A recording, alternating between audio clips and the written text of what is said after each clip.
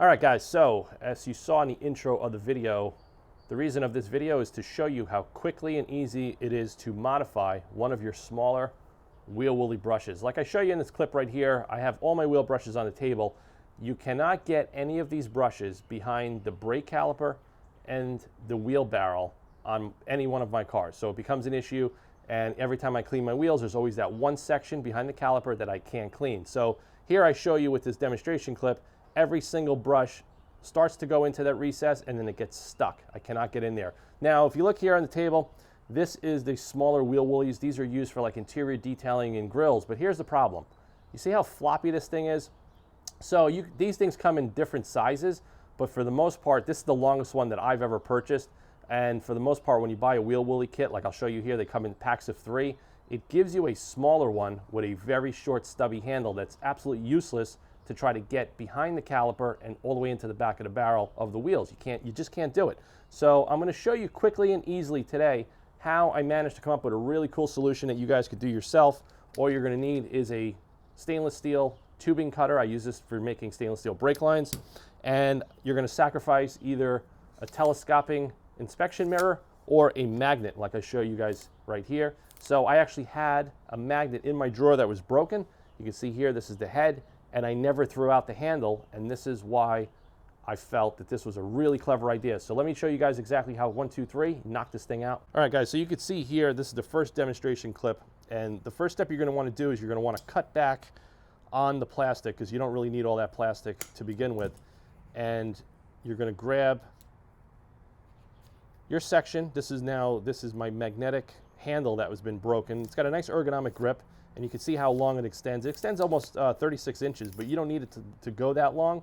Now, we're gonna take the tubing cutter. We're gonna place it over the crushed end. This is the end that broke. Now, you gotta be careful. You do not apply too much pressure onto the tube with the wheel, because you will collapse the stainless steel tube. And you're just gonna go around and around slowly and let the tubing cutter do the job of removing that broken section. Now, something that you guys need to know is as you extend a telescopic wand like this, the inside diameter is going to start small, medium, and then towards the grip, it's going to go large. And here you go there's the section that's cut off nice and clean. And that's the ID that closely resembles the ID of the brush. You slide it right in right there, and that pretty much solves the solution. You have the rigidity, you have the length, you can see it right there. And this is just a test fit.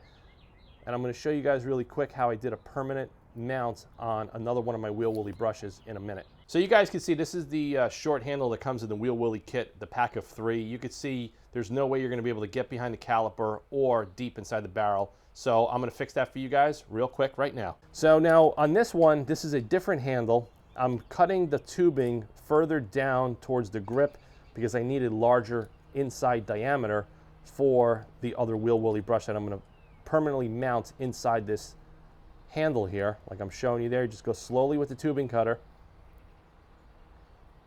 and let the tubing cutter do its job. And like I said, I have a stainless steel cutting wheel on my tubing cutter, and I definitely recommend getting a stainless steel cutting wheel just so you know it's not going to wear out, and next time you go to do a brake line or something around your house, it's going to work properly. And as I go around, I start to increase the pressure on the wheel, and now we're good to go. So now we're going to do a test fit.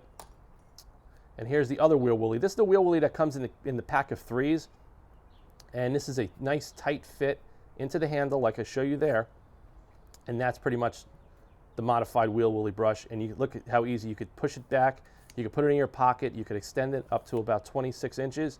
And it gets behind the caliper and inside the wheelbarrow. So let me just show you guys real quick how to permanently mount this. Okay, so first step, I'm using my 3M 8223 dual mixed auto body adhesive. I'm going to put a bead on a piece of cardboard, because what I'm going to do is I'm going to use an acid brush and I'm going to brush it onto the shaft of the wheel woolly brush, just like I show you there. Get that to the side and always pull back on the plunger so you don't make a mess, and always wear gloves when you're working with some kind of a catalyzed adhesive like this or an epoxy.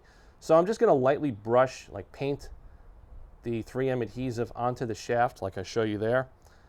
And we're just going to go slowly, not doing anything crazy. And this is going to ensure that when it presses in, because it's a tight transition fit into the telescopic handle, by having the dual mix adhesive, it's going to make a permanent bond So as this brush gets wet and it's going in and out, or it gets snagged on the back of a caliper, it's not going to pull the shaft with the wheel woolly out of the handle. It's going to be a permanent fixture from here on in. I'm going to just press it in very slowly, and you're going to see that bead? That's all the squeeze out, but that's okay, because we're just going to pull that away and just soak it up with the acid brush.